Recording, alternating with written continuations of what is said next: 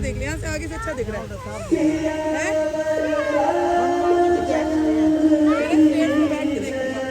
आगे आगे खाली है, बिठा दो। जल्दी जाओ।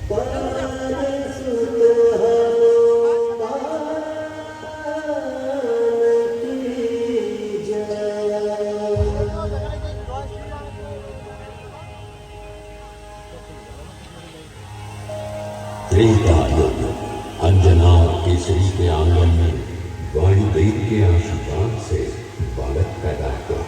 नाम रखा मारुति। जब बालक का जन्म हुआ तो उसका शरीर असाधारण था। उसका माथा चमक रहा, आंखों में अद्भुत तेज था। उनका बचपन शरारत भरा था, इतना कि एक दिन जब बहुत भूख लगी तो सूरज को लाल फल समझकर निकलने लगी। इंद्र ने उन्हें रोकने के लिए जब वज्र फेंका तो मारुति के थोड़ी अर्थात हनु पर लगा और वे पृथ्वी पर गिर पड़े। इसी कारण से मारुति हनुमान कहलाने लगे। वायुदेव को जब ये पता चला तो वे अत्यंत क्रोधित हुए और उन्होंने संसार में वायु प्रवाह को रोक दिया।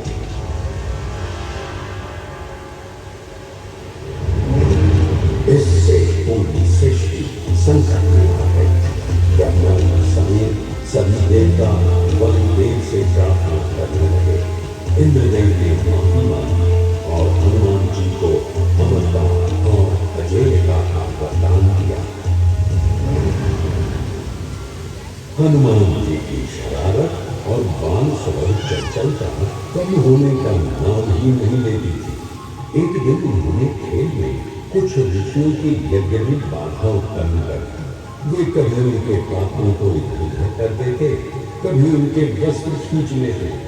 अब ऋषि क्रोधित हो गए और उन्होंने हनुमान को श्राप दिया, हे बालक, तुम अपनी शक्तियों का दुरुपयोग कर रहे हो, इसलिए हम तुम्हें श्राप देते हैं कि समय आने पर तुम अपनी शक्तियों को भूल जाओगे। पिता के मनाने पर ऋषियों का क्रोध शांत हुआ और उन्होंने हनुमान को एक वरदान दिया, हनुमान, तुम अपनी शक्तियों को भूल तो जाओगे, परंतु जब भी कोई तुम्हें तुम्हारी शक्तियों को स्मरण कराएगा तो वे शक्तियां पुनः जागृत हो जाएंगी। दिन बीते। बाली से हारने के बाद सुग्रीव हनुमान के साथ किष्किंधा के गहरे जंगलों में रहते थे। वहीं उनकी भगवान राम और लक्ष्मण जी से भेंट हुई। वनवास के दौरान भगवान राम अपनी पत्नी सीता को खोज रहे थे। हनुमान ने राम को देखा और अपने प्रभु को पहचान लिया। वे तुरंत उनके चरणों में झुक गए।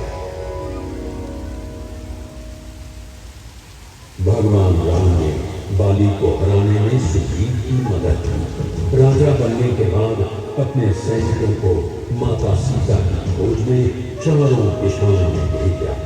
हनुमान जी और जामवंत दक्षिण की तरफ चल पड़े, पर इतना विशाल समुद्र कैसे पार होगा? जामवंत ने हनुमान को अपनी पूरी हुई ताकतों के बारे में याद दिलाया। कहा, क्या आप जानते हैं आप कौन हैं? आप तो पवन देव के पुत्र हैं। आपको खुद ब्रह्मा जी का वरदान है। आपको कोई नहीं हरा सकता।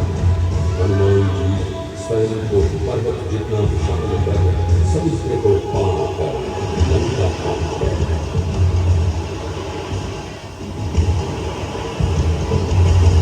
माता सीता को ढूंढा और अशोक वन में देखा भी। असीमित दुख और पीड़ा से भरी सीता माता एक वृक्ष के नीचे विराजमान थी। हनुमान जी को कुछ विचार हुई, बात कैसे करें? राम की महिमा का गीत गाने लगे। माता सीता की नजर पड़ी और कहा, तुम कौन हो जो यहाँ आकर रघुनंदन का बखान कर रहे हो? भगवान राम की मुद्रिका देकर हनुमान जी ने सारी कथा सुनाई।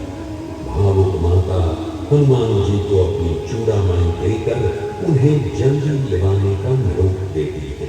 हनुमान जी आशीष पाकर चलने लगते हैं।